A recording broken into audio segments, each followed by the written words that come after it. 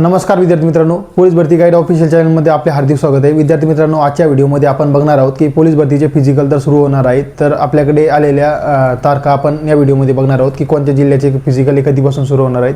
त्याचबरोबर आपण मुंबई आणि पुणे पोलीसचे ग्राउंड कधीपासून सुरू होईल ते पण या व्हिडिओमध्ये बघणार आहोत। आणि दुसरी गोष्ट, हॉल तिकीट आपले कधी यायला सुरुवात होईल हे सुद्धा आपण या व्हिडिओमध्ये बघणार आहोत। त्याचबरोबर 100 मीटरसाठी स्पाइक कोणत्या ग्राउंडवरती चालेल हे सुद्धा आपण या व्हिडिओमध्ये बघणार आहोत। त्यानंतर सर्वात महत्त्वाची गोष्ट, आपण आता आपल्याकडे दिवस शिल्लक आहेत 14-15 दिवस, तर त्यामध्ये आपण तयारी कशी केली पाहिजे आणि आपल्याला इंजुरी होऊ नये यासाठी आपण काय करणे आपल्यासाठी महत्त्वाचे असेल तर आपण या व्हिडिओमध्ये बघणार आहोत। तर व्हिडिओला सुरुवात करूया।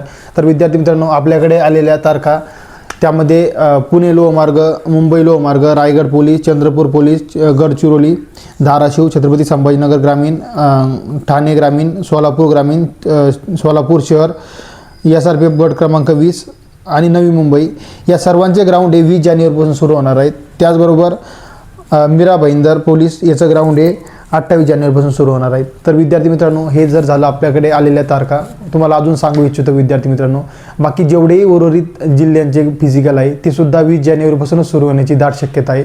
त्याचबरोबर तर तुम्ही म्हणाल की पुणे शहरचं ग्राउंड, तर विद्यार्थी मित्रांनो, पुणे शहरचं ग्राउंडसुद्धा 20 जानेवारीपासून सुरू होण्याची दाट शक्यता आहे। त्यानंतर विषय येतो मुंबई शहर पोलीसचा, तर मुंबई शहरचं पोलीसचं ग्राउंड हे थोडं उशिरा होऊ शकतं, म्हणजे 1 फेब्रुवारी ते 15 फेब्रुवारीपासूनही सुरू होऊ शकतं।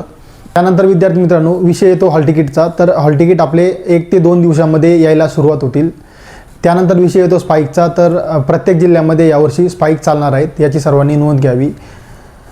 त्यानंतर अत्यंत महत्त्वाची गोष्ट, आपल्याकडे फिजिकलसाठी 14 ते 15 दिवस शिल्लक आहेत। या काळामध्ये आपण स्वतःची काळजी घेणे हे खूप महत्त्वाचं असेल, कारण आपल्याला थोडी जरी इंजुरी झाली तर आपल्या संपूर्ण मेहनतीवरती पाणी फिरू शकतं। त्यामुळे आपण आपल्या शरीराची खूप काळजी घेणे गरजेचं आहे। यामध्ये आपण 2 व्हीलर 4 व्हीलर चालवणे थोडंसं टाळणे आपल्यासाठी फायद्याचे राहील। 2 व्हीलर चालवत असाल किंवा 4 व्हीलर चालवत असाल, 2 व्हीलर चालवत असताना हेल्मेटचा वापर करा।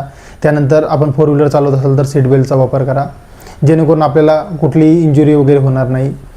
त्यानंतर दुसरी गोष्ट, काही विद्यार्थी हे प्रोटीन आणि क्रिएटिन हे घेत असतात, तर तुम्हाला सांगू इच्छितो, आपण जर क्रिएटिन घेत असाल तर ते त्याचा योग्य डोसमध्ये घेणं आपल्यासाठी गरजेचं असेल, कारण कोणतीही गोष्ट आपल्यासाठी जेवढी फायद्याची आहे त्यापेक्षा जास्त ती नुकसानकारकही आपल्यासाठी असते, हे आपल्याला सर्वांना माहीतच आहे। त्यामुळं आपण जर क्रिएटिन घेत असाल तर त्याच्या डोसनुसारच क्रिएटिन घ्या। त्यानंतर आपण दिवसातून 4 ते 5 लिटर पाणी प्या।